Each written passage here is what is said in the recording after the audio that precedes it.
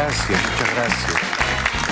Muchas gracias de corazón. Hola, hola, buenas noches, bienvenidos al programa. Yo soy Jaime Bailey, hoy es jueves 9 de mayo, estamos saliendo en directo, son las 9 en punto de la noche aquí en Miami. En un momento voy a conversar con un brillante periodista de investigación, él es venezolano, ha ganado muchos premios Emmy, es Casto Ocando, regresa al programa hoy Casto Ocando. Autor de un libro que se vendió muchísimo, ¿eh? Chavistas en el Imperio. No se pierdan a Casto Ocando. El programa va dedicado a Alejandro Martínez, a José Mendoza y a Raúl Alegre. Bueno, hace minutos nada más el palurdo dictador venezolano Maduro apareció en televisión con unos estudiantes y esto fue lo que dijo Maduro. Tú decías pago, ¿pago de qué? ¿No le han pagado? ¿Cómo? ¿Por qué no le han pagado? Tan mamandini. Mañana le pagan, me dice el ministro. Y vamos a darle un bono especial por el carnet de la patria a los 2053 graduandos. Ministro, encárguese usted. Muy bien, no sabía, menos mal que tú dijiste, pues. ¿Quién fuera que tuvo la voz cantante? Mira. Ajá, un aplauso, vale. Ah.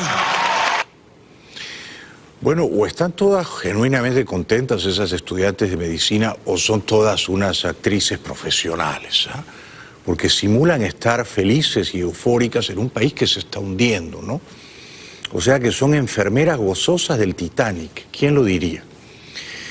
Hoy también, hace minutos nada más, el ex jefe del SEBIN, el general Christopher Figuera, que el pasado martes 30 de abril liberó a Leopoldo López y comprometió su lealtad al presidente Guaidó, ha emitido este comunicado. Se dirige a sus compañeros de armas, él ha resultado siendo un hombre de honor y pide que Trump levante las sanciones contra la dictadura venezolana. Bueno, el Washington Post informa hoy, y no son buenas noticias, que el presidente Trump ha dicho a gritos que no quiere ir a la guerra en Venezuela, que está furioso con su asesor de seguridad nacional, el embajador Bolton, que acusa a Bolton de querer arrinconarlo y llevarlo a una guerra en Venezuela que él no quiere librar, que en ningún caso quiere ir a la reelección el próximo año en medio de una guerra en Venezuela.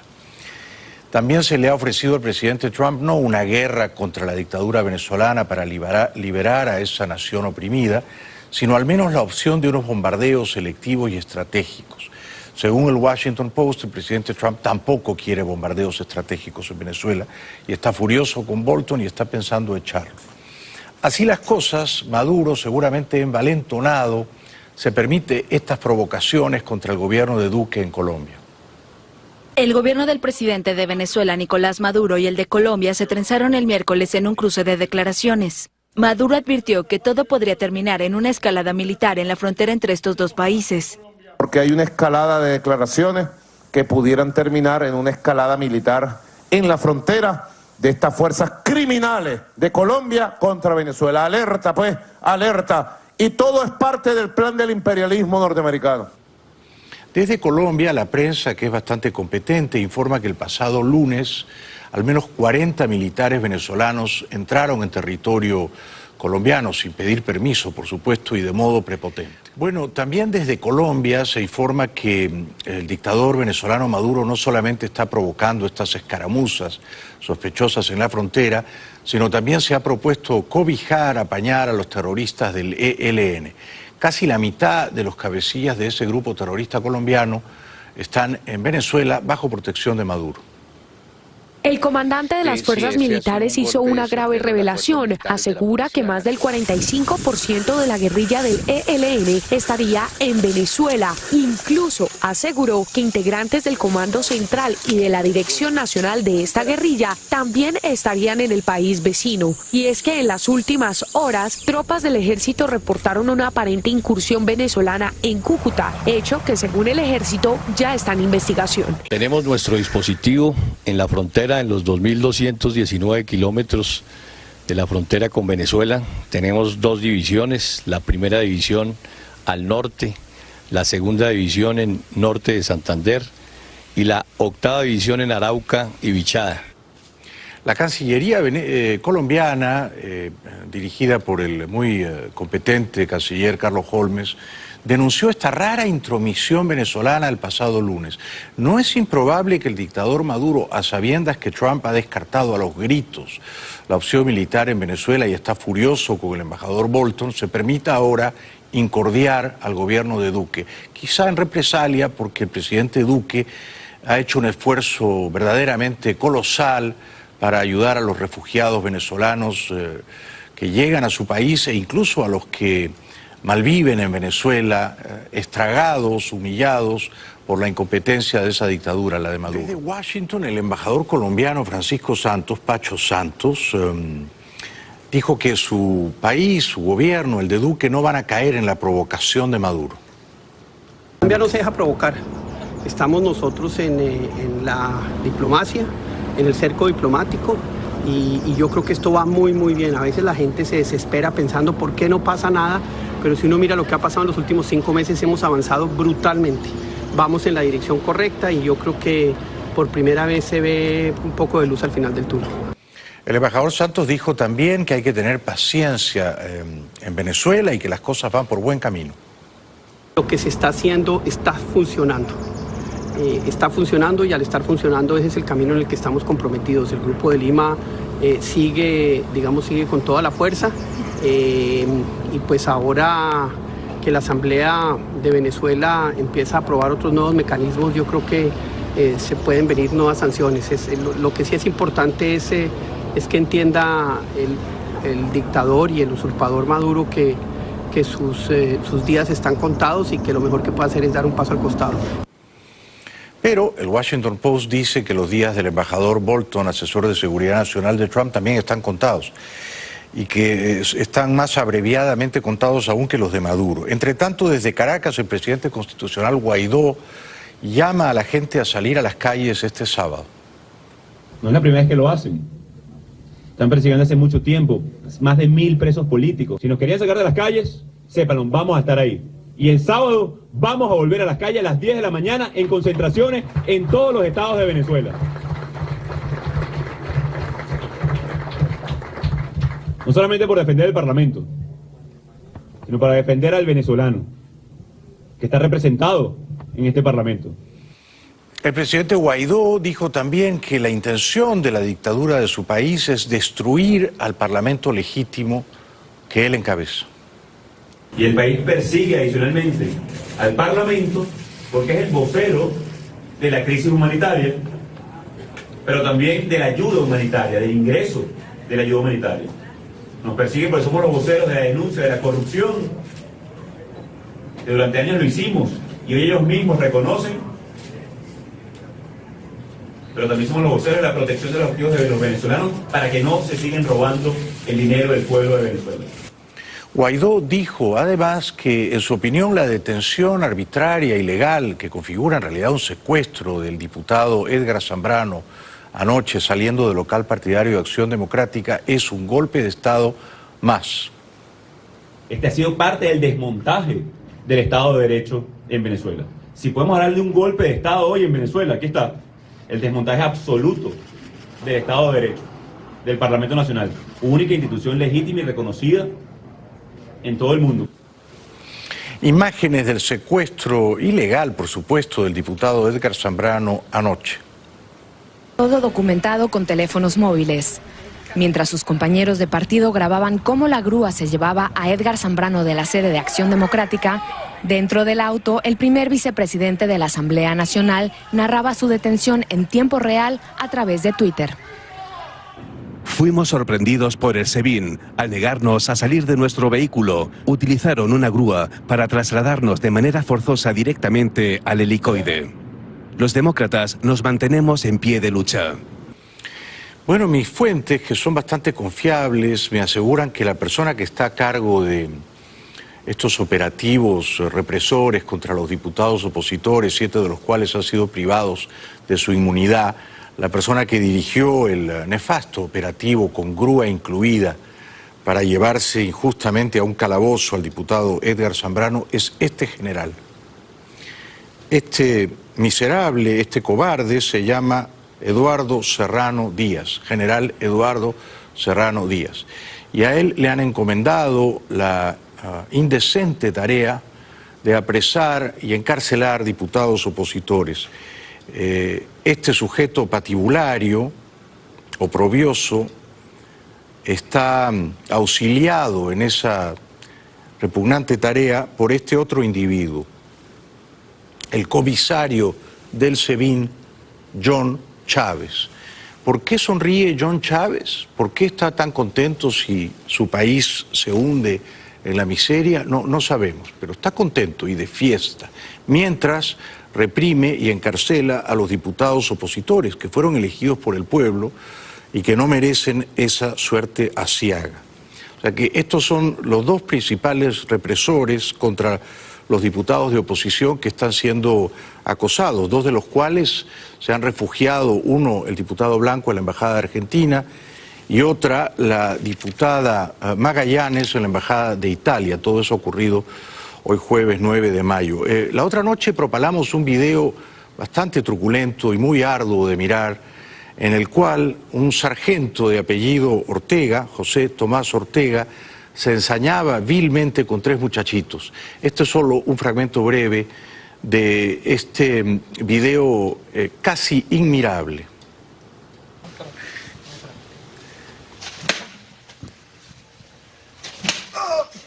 ¿Qué pasó? ¿Qué pasó? ¿Qué pasó? Nada. ¿Qué pasó? ¿Ah? ¿Qué pasó? Ay, ni nada, perro. Métele otro. Ay. Ve para allá, no me veas, no me veas. No me veas, no me veas, no me veas, no me veas. No me veas, no me veas.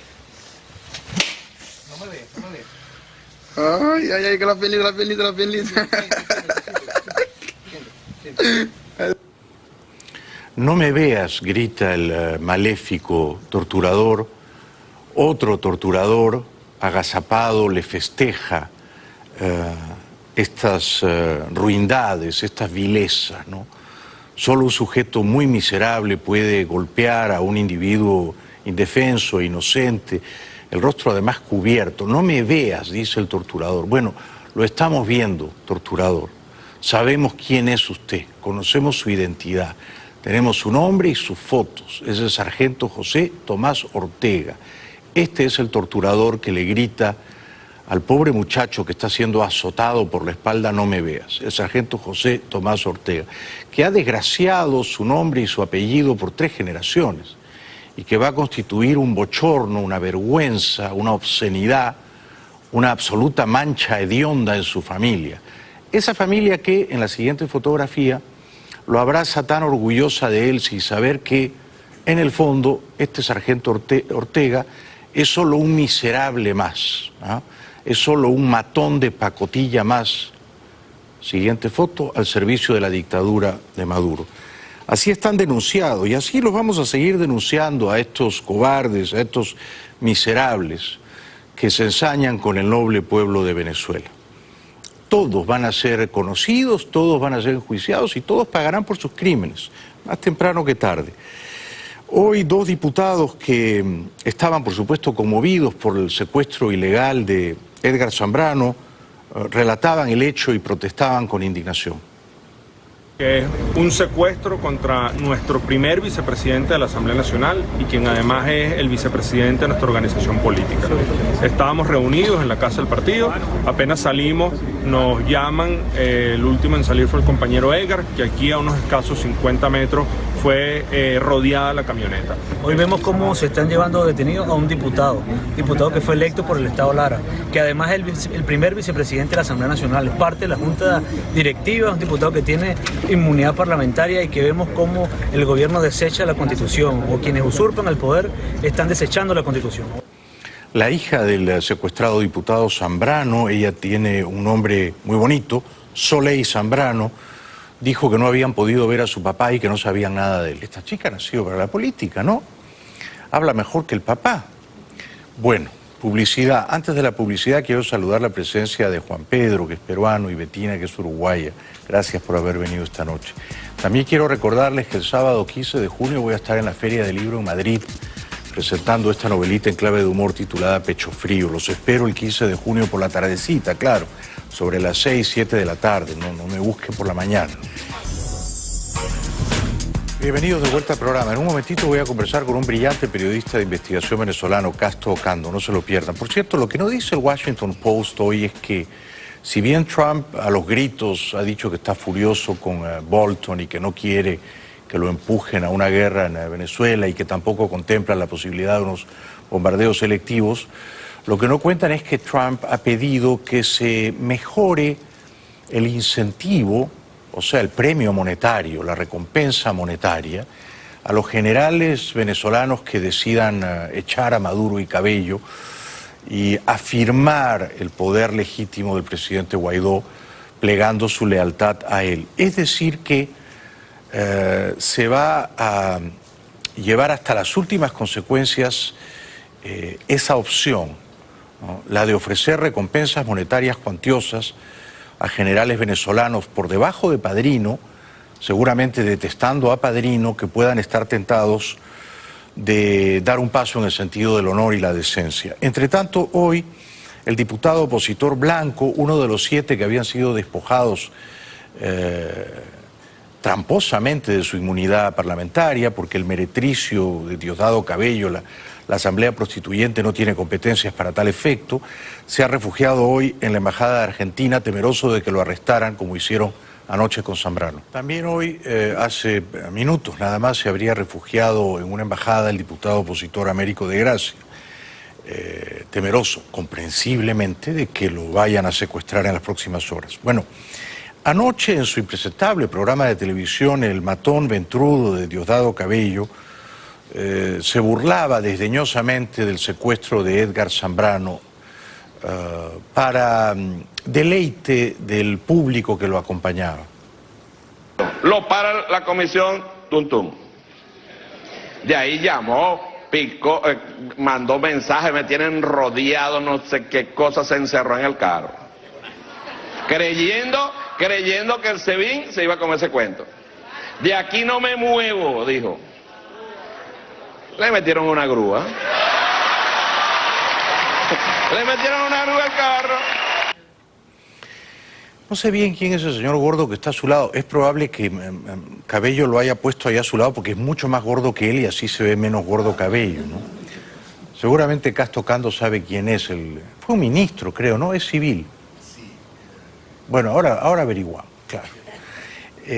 Cabello, en términos francamente horrendos, repugnantes, se burló de el estado digamos, sucio, desastrado, antihigiénico en que, y esta es la versión de Cabello que no tenemos por qué creer, terminó el vehículo remolcado en el que iba el diputado Zambrano. Cabello sugería que Zambrano no había podido contenerse, víctima del miedo, ¿no? Y la gente, por supuesto, festejaba con auténtica obscenidad. Sigo contando. Después pedí a grito que bajaran la grúa. Bajaron la grúa. Se lo llevaron en su grúa. Cuando llegó, a mí me da pena decirlo, pero ese carro hay que lavarlo. No, hay que lavarlo completamente. El que entendió, ¿verdad? El que entendió, pero hay que lavarlo. Bueno, es una bajeza, ¿no? Yo ni siquiera creo que sea verdad, pero aún si lo fuera es una bajeza, es un golpe miserablemente bajo, ¿no? Hacer escarnio del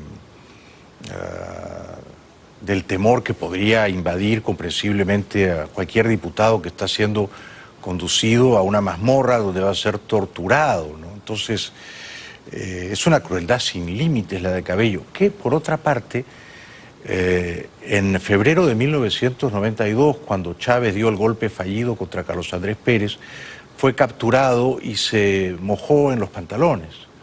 Los testigos que capturaron a Diosdado Cabello, capitán del ejército en aquel entonces, aseguran que Cabello se miccionó en los pantalones, o sea que él no debería burlarse de nadie que ha pasado por un trance igual o peor, ¿no? Cabello dijo también, y yo creo que sigue mintiendo, que al diputado Zambrano le encontraron miles de dólares en efectivo. Pero además, como cosa de él, ¿no? En un bolsillo cargaba para lo fresco, $9.000 en efectivo. Para lo fresco, sí. Cargaba ahí. Para comprar refresco, me imagino que en el kiosquito que está frente del CEN de Acción Democrática. Así son. Ellos creen que no va a haber justicia. Aquí va a haber justicia. Aquí va a haber justicia. El que está a su lado aplaudiendo servilmente es el ministro o exministro Marco Torres, que yo creo que lo ponen ahí porque es más gordo que Cabello, nada más, para decorar.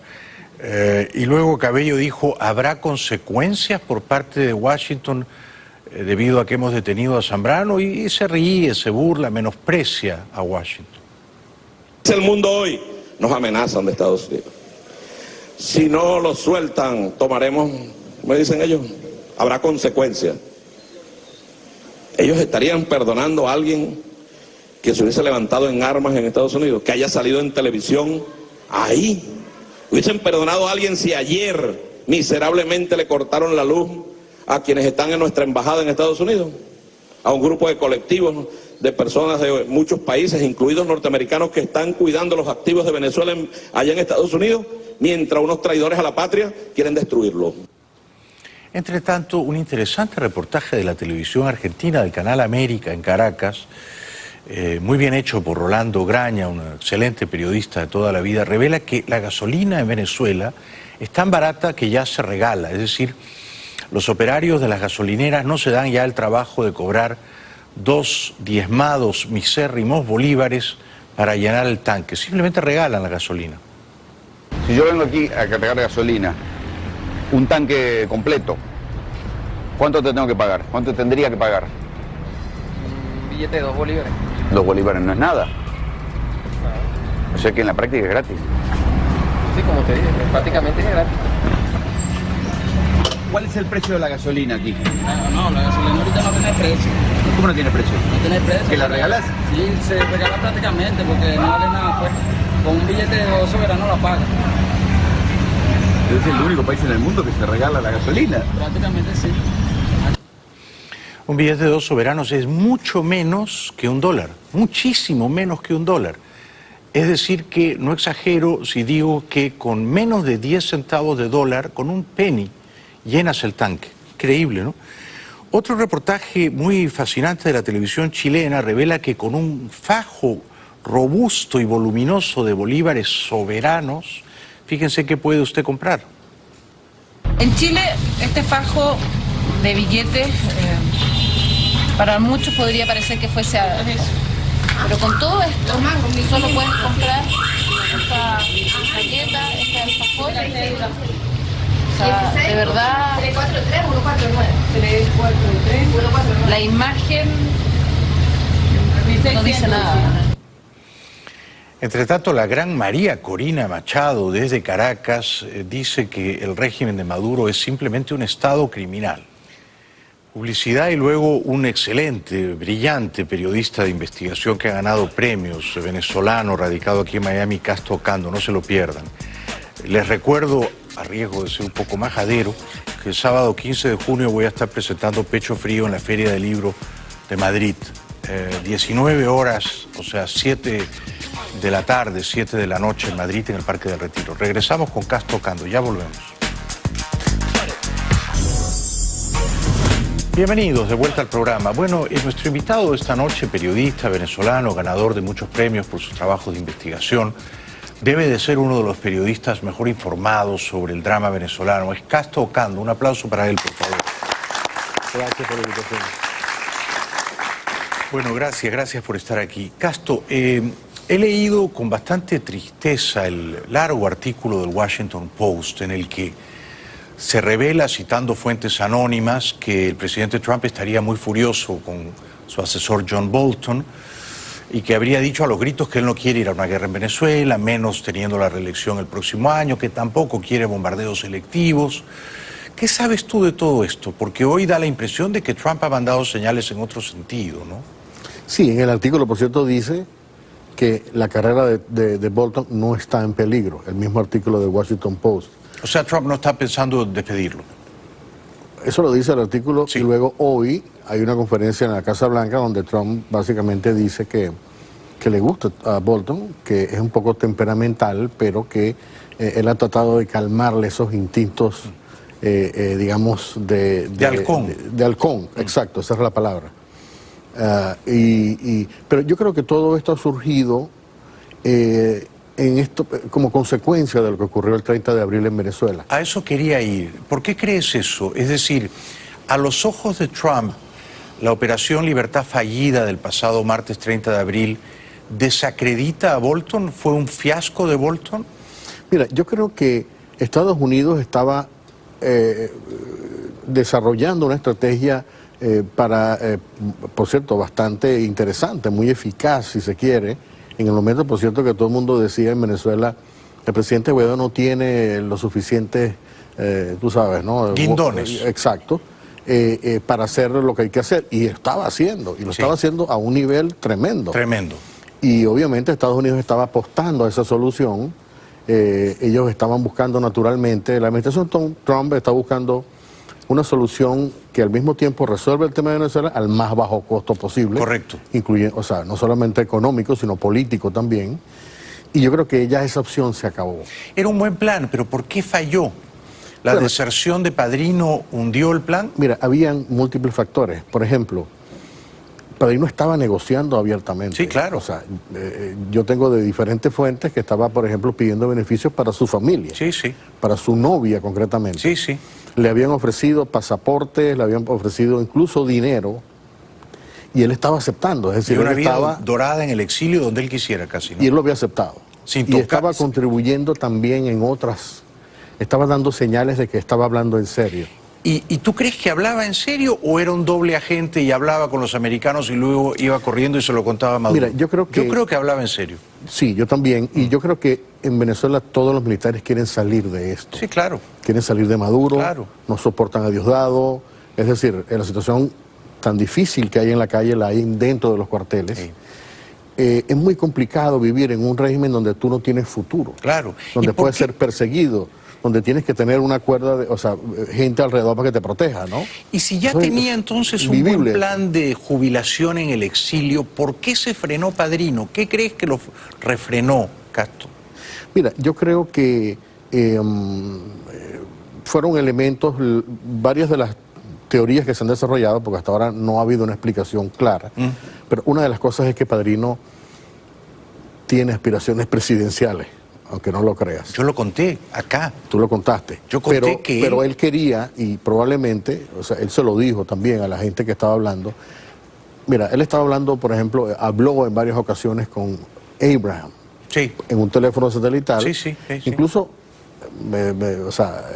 una de las cosas que él hacía era, en unas conversaciones practicaba inglés con Abraham. Sí. Hablaban en inglés, yo lo he contado. Él tuvo una maestra de inglés en Caracas. Él hizo dos posgrados acá. Él hizo dos posgrados acá, exacto.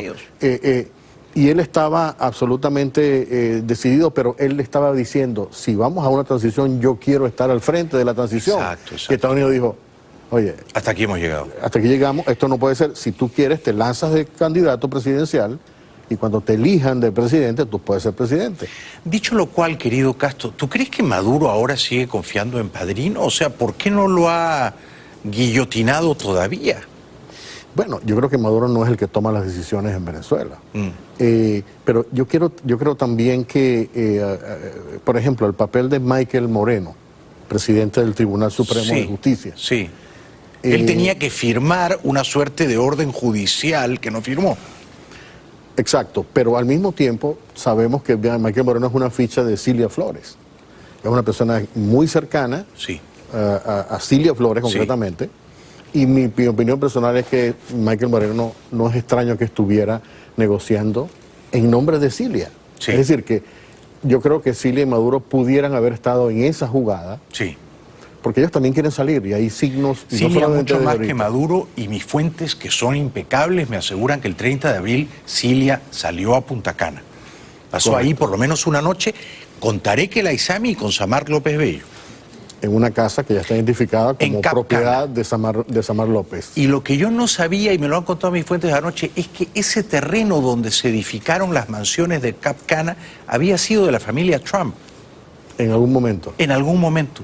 Y le vendieron ese terreno antes de que Trump fuera presidente a unos magnates venezolanos asociados a Tarek El Aissami y a Samar López Bello. Bueno, Samar era miembro del club de Trump en Doral, claro, y jugaba golf ahí con Trump. Claro, él le compra el terreno a Trump en Punta Cana, donde construye las mansiones de él, de Samar, de Tarek, y una reservada para los Maduro, ¿no? Sí. Entonces, bueno, se produce este factor, yo creo que son dos factores. Padrino quiere ser presidente, el otro también quiere que ocupar una posición importante en la transición. Es decir, ellos no querían poner en manos de Guaidó solamente el futuro del poder, porque ¿qué garantías hay de que no te iban a...? Sí, no confiaban en Guaidó. No confiaban en Guaidó. En ese sentido, odio interrumpirte, pero ¿fue una buena idea indultar a primera hora de la mañana del martes 30 de abril a Leopoldo López? Mira, yo creo que detrás de todo esto siempre ha estado Leopoldo López. Sí. Toda la estrategia, todas las conversaciones, toda la planificación. Sí. Esto estaba manejado, o la ingeniería que se hizo detrás de esto estaba muy influida, muy controlada por Leopoldo López, es decir, una figura central. Y yo me imagino que en el momento en que él, que ha estado 5 años preso en unas condiciones terribles, horribles, ¿no? Cuando ve la oportunidad de que pueda recobrar la libertad, porque mucha gente le dijo, fue un error haberte dejado apresar, tenías que haber salido o tenías que haber hecho otra cosa. Entonces él dijo, esta es una oportunidad que no voy a desperdiciar. Él no se va del país, se queda en Venezuela, de una manera obviamente en la embajada, como sabemos, de España.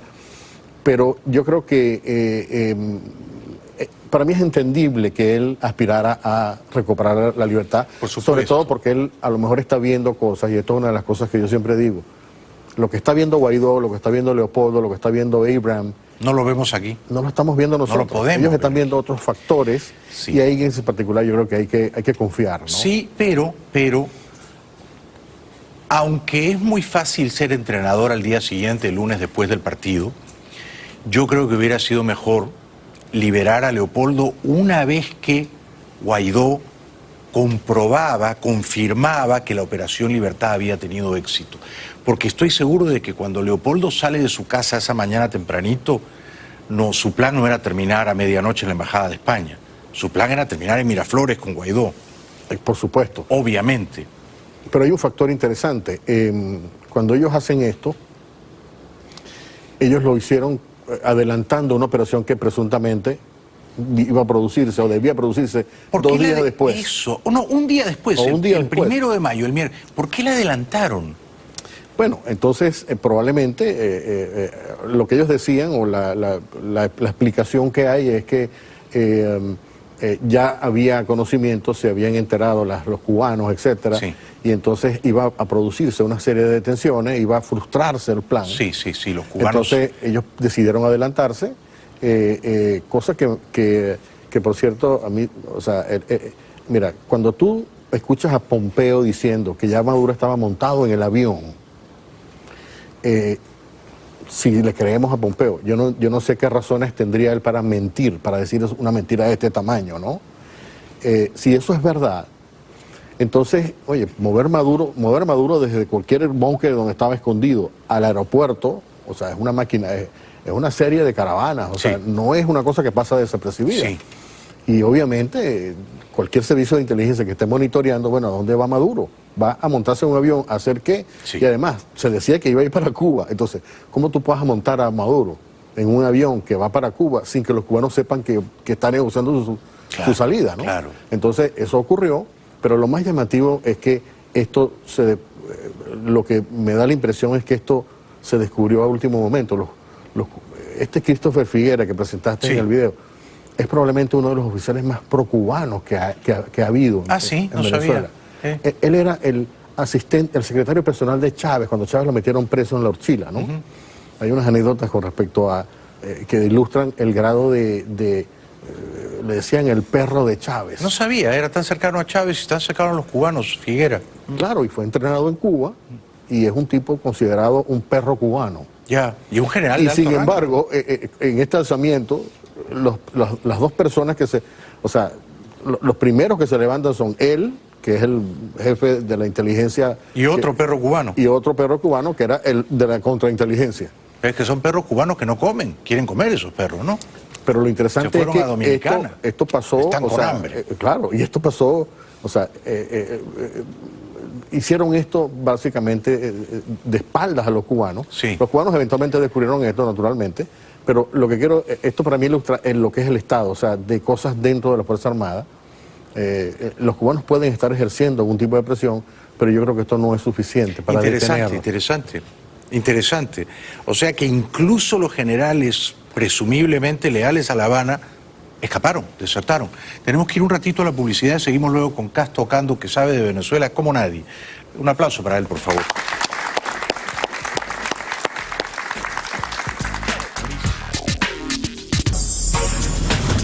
Bueno, bienvenidos de vuelta. Seguimos conversando con el gran, muy bien informado periodista venezolano Cas Tocando. Casto, ¿tú no crees que, aunque me duela, después del fiasco de la Operación Libertad la semana pasada, las probabilidades de que Trump ordene una acción militar a favor de la causa de la libertad en Venezuela han bajado, han decrecido? Mira, yo creo que desde que comenzó este proceso en enero, todo el tema de Guaidó y todo lo que está pasando en Venezuela, Estados Unidos se enfocó en una estrategia, ¿no?, de socavarle el apoyo militar a Maduro. Y entonces hubo llamadas, contactos, ofrecimientos. Luego se ha sabido que había conversaciones con la oposición. Leopoldo López dijo que la cantidad de gente con quien se reunió en su propio apartamento, estando bajo custodia del SEBIN, era enorme.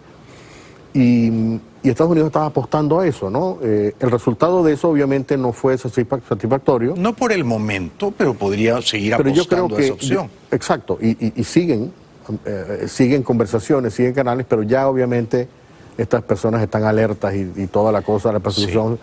Pero yo lo que creo es que ahora tiene que haber una reingeniería de estas cosas, ¿no? Es decir, antes estaban enfocándose en esta situación.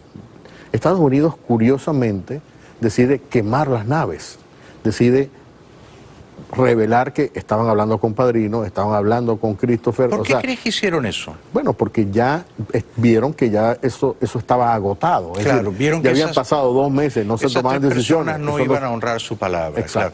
Pero yo te preguntaba, ¿crees que ha bajado la probabilidad de, por ejemplo, que Trump ordene unos bombardeos selectivos para quebrar al alto mando militar venezolano? Yo creo que Estados Unidos ve que tiene todavía otras opciones. Y te voy a explicar lo que yo creo, de acuerdo a la información. Por ejemplo, hay todavía, y eso lo ha dicho Trump también, hay otro tipo de sanciones más severas. Una de ellas, por ejemplo, es designar a Venezuela como un estado terrorista, ¿no? Eso sería muy bueno. Claro. Otra sería un bloqueo naval que impide el tráfico de petróleo a La Habana, ¿no es cierto? Exacto, pero con el tema de la declaración de estado terrorista, ya conviertes este problema en un problema policial. Y de amenaza a la seguridad nacional de Estados Unidos. Claro, pero me refiero a que ya tú tienes, por ejemplo, o sea, si dices esto es una organización criminal, ¿no? Entonces los cabecillas son criminales. ¿Y entonces hay que ponerle un botín en la cabeza a todos ellos. Sería genial. Y luego entonces ya no se trata de operaciones militares de bombardeo, sino de captura, ¿no? A eso iba. ¿Quién determina que Venezuela es un estado terrorista? ¿Quién toma la decisión? El Departamento de Justicia. Hay una discusión desde hace tiempo. Departamento de Justicia. Que ha sido frenada, digamos, porque es una medida extrema. Pero que podría reanudarse. Bueno, es una de las opciones sobre la mesa. Tú sabes bien que no es militar exactamente. Que no es militar, es policial. Es policial y permitiría, por ejemplo, a la DEA. Hay organismos, hay cuerpos.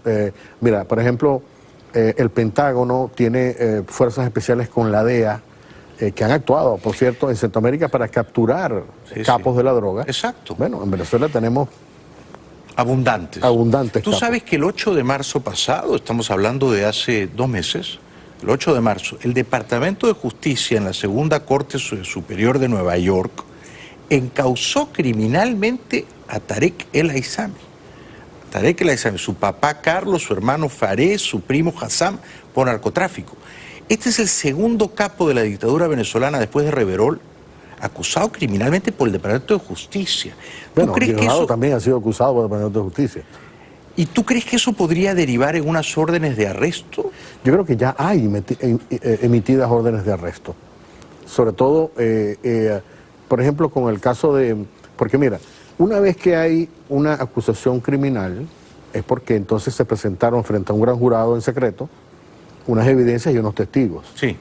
Una vez que se decide que efectivamente hay una acusación, entonces el siguiente paso es emitir una orden de captura como la hay, por ejemplo, contra otras personas, como hay un narcotraficante importante que se llama Pedro Luis Martín, Diosdado Cabello, Tarek El Aissami. ¿Tú estás seguro que hay una orden de captura contra Cabello expedida por el Departamento de Justicia? Tiene que haberla, porque una vez que se hace una acusación y que se demuestra que hay culpabilidad en lo que se está haciendo, inmediatamente, o sea, tiene que presentarse a la justicia. Sí, pero tú tiene que haberla, me deja dudando, porque mis fuentes me dijeron que eran solo 2 los encausados criminalmente con orden de arresto, Reverol y El Aissami. Mira, en el caso de Diosdado... Lo que hay es sanciones contra Diosdado, no, que es distinto. Hay 2 investigaciones criminales abiertas, en curso, selladas obviamente, no es público, en la Fiscalía de Nueva York y en la Fiscalía de Miami, en el caso de Diosdado. ¿El testimonio de Carvajal, el Pollo Carvajal, puede ser demoledor contra Cabello? Carvajal también tiene 2 casos, en Nueva York y aquí. Mira, puede ser tremendamente demoledor. Sí, yo también creo. Porque yo he visto, por ejemplo, informes... Ese señor, Hugo Chávez, él era una persona muy leal a Hugo Chávez. ¿Cabello estamos hablando? No, Carvajal.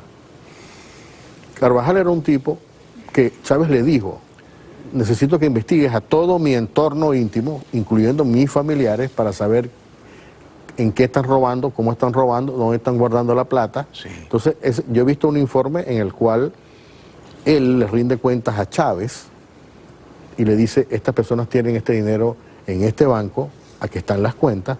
Entonces hay decenas de cuentas en Andorra, en el Banco Nacional de Islas Caimán, en los bancos centrales, por ejemplo, de Bolivia, de Ecuador, de Cuba también, de Nicaragua, y luego otros bancos en Suiza, ¿no? Esta persona tiene esa información. Y a pesar de que esas cuentas pueden haber sido vaciadas, siempre se puede hacer lo que se llama una ingeniería al reverso. O sea, puedes averiguar a dónde fue a parar ese dinero, claro, y quién está metido en esas redes. Claro. Pero eso es solamente la parte del dinero, ¿no? Luego está la otra parte de cómo opera el tráfico de drogas dentro del gobierno de Venezuela. Déjame hacerte una pregunta que quizás más de un televidente se está formulando a esta altura de nuestra conversación.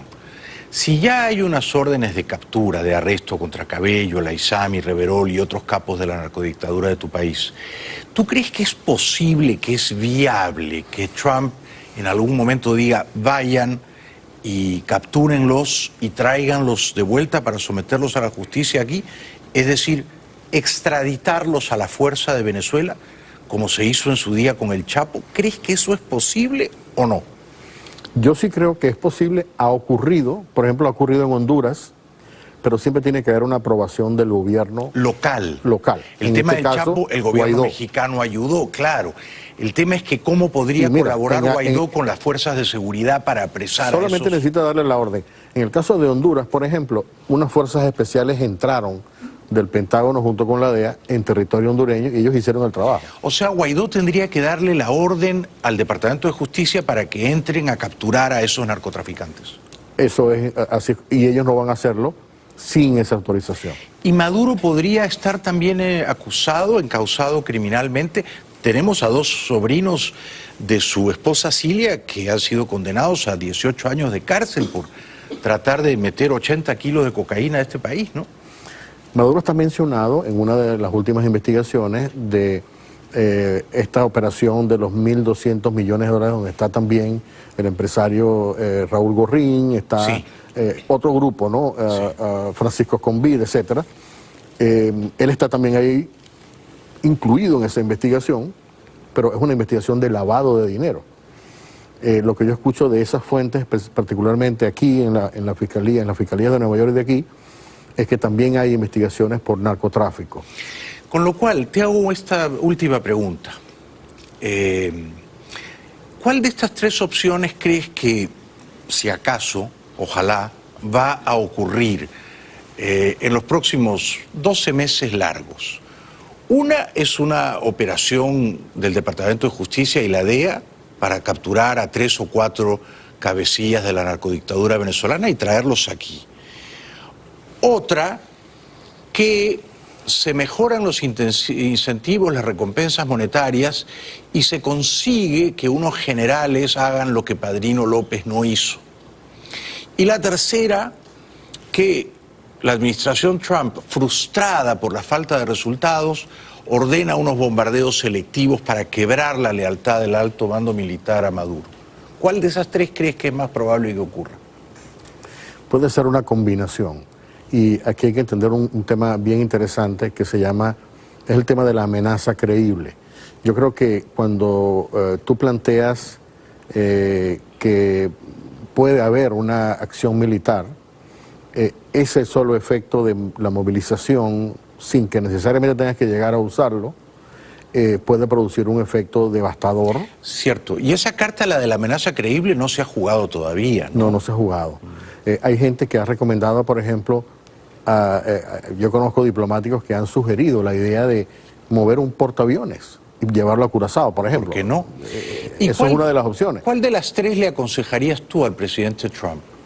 Mira, yo creo que hay que producir los niveles de involucramiento dentro del delito en Venezuela, ¿no? O sea, todas estas personas están... Hay una cosa importante, disculpa. Trata de responder mi pregunta. Pues. Sí, pero lo que quiero, para que puedas entender, para estas personas, el narcotráfico, el lavado de dinero es una tarea revolucionaria, ¿no?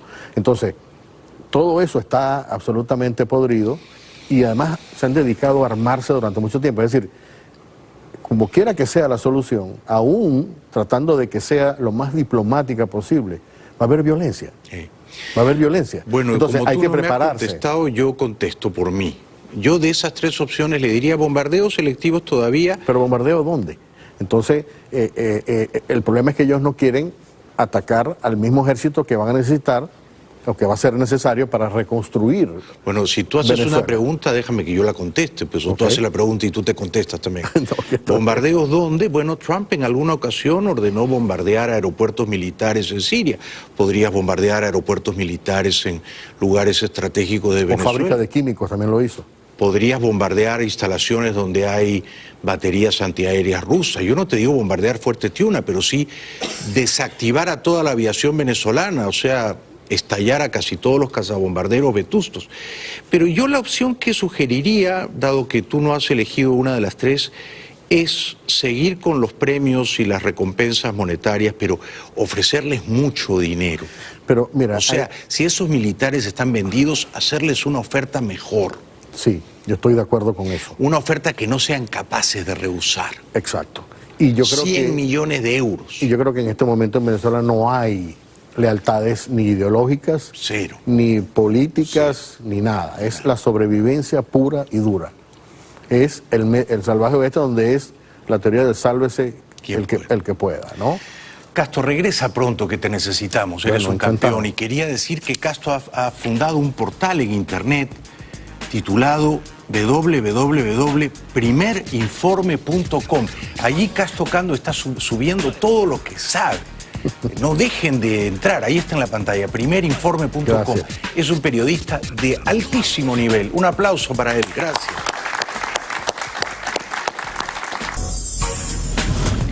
En 2 minutos voy a conversar con mi querido amigo, el conferencista colombiano Alejandro Cardona, pero antes quería compartir con ustedes esta declaración muy importante del líder del Partido Popular Español, Pablo Casado. También nos preocupa mucho, y lo tengo que decir, Leopoldo, que el ministro de Exteriores de España, que por cierto no entendemos cómo sigue siendo ministro de Exteriores mientras es candidato número 1 a la lista del Parlamento Europeo del Partido Socialista, haya dicho que tu hijo, el hijo de un español, está en la embajada de su país, pero no puede hacer su labor de reivindicar la libertad en Venezuela. Lo que le decimos al señor Borrell es que Leopoldo López puede seguir haciendo su labor imprescindible por la democracia y la libertad en la casa de todos los españoles en Caracas. Muy bien dicho. Casado exigió también al gobierno socialista español que no amordase a Leopoldo López. No cabe el apaciguamiento con un dictador como Maduro. No se le puede amordazar a Leopoldo como si fuera Assange, como si fuera una persona refugiada por algún delito. Leopoldo se ha tenido que refugiar en la embajada española en Caracas porque lo quieren detener, porque lo han intentado torturar, porque lo han intentado asesinar, porque está sencillamente oprimido por un régimen totalitario. Y Pablo Casado pidió también que a Leopoldo López, hijo, porque el papá estaba detrás de él y es candidato al Parlamento Europeo el próximo 26 de mayo, lo dejen dar entrevistas en la Embajada Española en Caracas. Estamos con tu hijo, estamos con Lilian, estamos con tus nietos. Estamos con el vicepresidente de la Asamblea Nacional Venezolana que ha sido detenido arbitrariamente por el SEBIN anoche. Estamos con esos centenares de víctimas en ejecuciones sumarias en las calles, detenidos y confinados en cárceles y torturados. Y estamos sobre todo con la receta de cómo hay que derrocar a un régimen dictatorial. Y eso es lo que tú vas a defender en Estrasburgo y en Bruselas, como han hecho muchos de tus compañeros que están aquí presentes, cancelando sus activos, sus cuentas corrientes y diciendo que no van a venir a España a comprar edificios en estos barrios, sino que lo que van a hacer es no lucrarse de la miseria y la opresión de su pueblo. Bueno, muy bien, muy bien dicho. Un aplauso para Casado. Muy bien. Regresamos después de la pausa con Alejandro Cardona, no se lo pierdan, ya regresamos. Bueno, muchas gracias a todos los que nos han visto esta noche y nos ven en Estados Unidos y en Puerto Rico, pero después nos ven donde quiera que se encuentren, gracias a YouTube, gracias a la gente tan linda que vino, a Juan Pedro y a Betina, encantadores, a los colombianos que están ahí atrás, a los peruanos aquí, liderados por una chica tan linda, y a la colonia venezolana, tan numerosa. Siempre bienvenida aquí. Los queremos mucho. No se dejen abatir ni descorazonar por los que dicen que las cosas en Venezuela no van a cambiar más y que Venezuela será una otra Cuba hasta el final de los tiempos. Eso no va a ocurrir. Yo soy un optimista bien informado y creo que tarde o temprano la horrible dictadura de Maduro va a caer porque es ya insostenible y porque Maduro no tiene poder real, no gobierna en la práctica. Está tan aislado y tan cercado y tan paranoico, viviendo en búnkers subterráneos, que la traición, la delación de alguno de los suyos va a ocurrir más o menos pronto, sobre todo porque habrá millonarias recompensas. No pierdan la fe, viva Venezuela libre.